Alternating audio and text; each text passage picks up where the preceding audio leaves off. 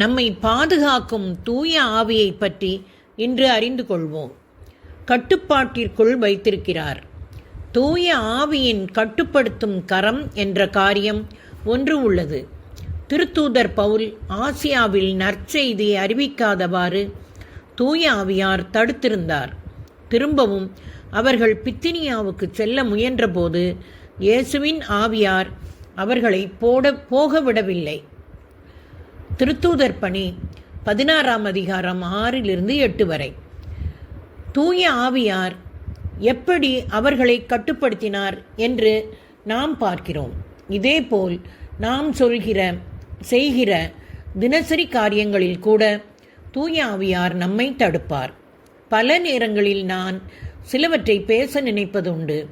ஆனால் ஒரு உறுத்தல் எனக்குள்ளாக இதை சொல்லாதே என்று தோன்றும். நான் இதை தூய ஆவியின் தடை என்று அழைப்பதுண்டு. தூய ஆவி நாம் ஆவியில் நடப்பதிலிருந்து மாமிச சிந்தையை நோக்கி நடப்பதை தடுப்பதற்காக நம் செயல்களில் சிலவற்றை இடைநிறுத்தம் செய்வார். நம்மில் செயல்படுகிற தூய ஆவியின் இடைநிறுத்தத்திற்கு நாம் கீழ்ப்படிந்தால் வாழ்வில் நாம் சந்திக்கிற பல பிரச்சனைகளை விலக்கிவிடலாம். தூய ஆவியின் உறுத்தல் செம்மையாகவும் கனிவாகவும் இருக்கும். அதற்கு கீழ்ப்படியவில்லை என்றால் அவர் நம்மில் இடைநிறுத்தம் செய்வதை விட்டுவிட்டு நம்மிடமிருந்து விலகி விடுவார். தூய ஆவி நமக்குள் இருந்து நம்மை எச்சரிப்பதற்காக ஒலி எழுப்புவார். எனக்கு ஆவிக்குரிய போரில் பரிச்சயமுள்ள ஒரு நண்பர் உண்டு. அவருக்கு இதில் விசேஷ அபிஷேகம் உண்டு. ஒருமுறை அவர் இருளின் வல்லமையை எதிர்த்து ஜெபிக்க முற்பட்ட போது அவருக்குள் தூய ஆவி அதை செய்ய வேண்டும் என்று ஒலி எழுப்புவதை உணர்ந்ததாக கூறினார். மறந்து விடாதீர்கள், தூய ஆவிதான் பொறுப்பாளர். அவருக்கு எல்லாம் தெரியும். எந்த நேரத்தில் எது சிறந்தது என்பதும் அவருக்கு தெரியும். பல நேரங்களில் கடவுள் நாம் தவறான முடிவுகளை எடுப்பதிலிருந்து தடுக்க மனிதர்களை கொண்டு தடை செய்வார். தாவீது அரசர் ஓர் ஆலயம் கட்ட முற்பட்ட போது ஆண்டவர் நாத்தான் தீர்க்கதரிசியை அனுப்பி அதை தடுத்து விட்டார். திருத்தூதர்கள் விண்ணிலிருந்து நெருப்பு இறங்கி வரச் செய்ய விரும்பிய போது இயேசு அதை தடுத்து விட்டார். லூக்கா எழுதிய நற்செய்தி 9 அதிகாரம் இறைத்திருவசனம் 54-55.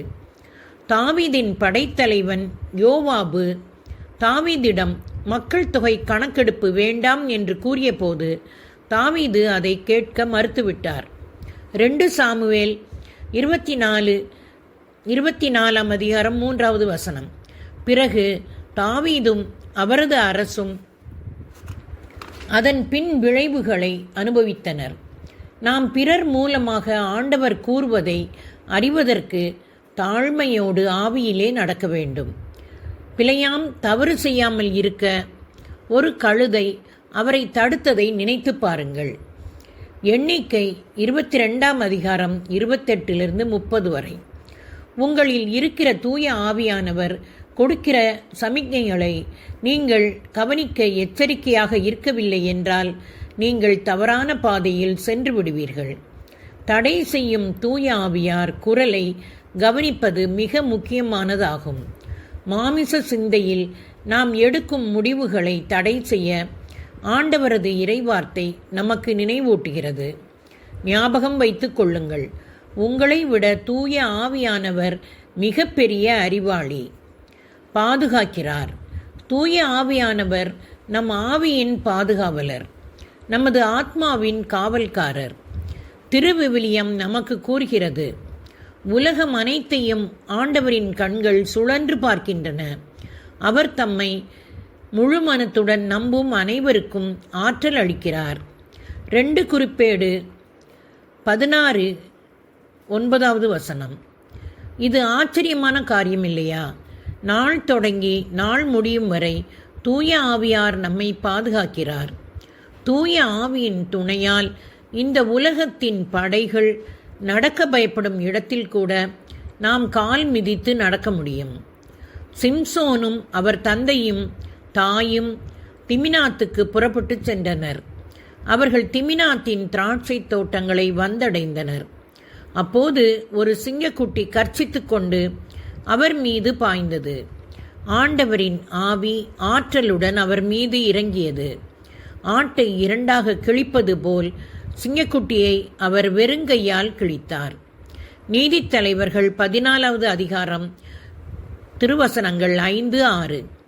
இத்தகைய செயலைத்தான் சாத்தான் தாக்க வரும்போது ஒவ்வொரு விசுவாசிக்கும் தூய ஆவியார் செய்கிறார். அவர் தானாகவே நம் மீது இறங்குவார். நாம் காப்பாற்றப்படுவோம். திருவிவிலியம் 1 பேதுரு 1 அதிகாரம் 5 திருவசனத்தில் கூறுகிறபடி நாம் கடவுளின் வல்லமையால் பாதுகாக்கப்பட்டு வருகிறோம். தொடர்வோமா நண்பர்களே?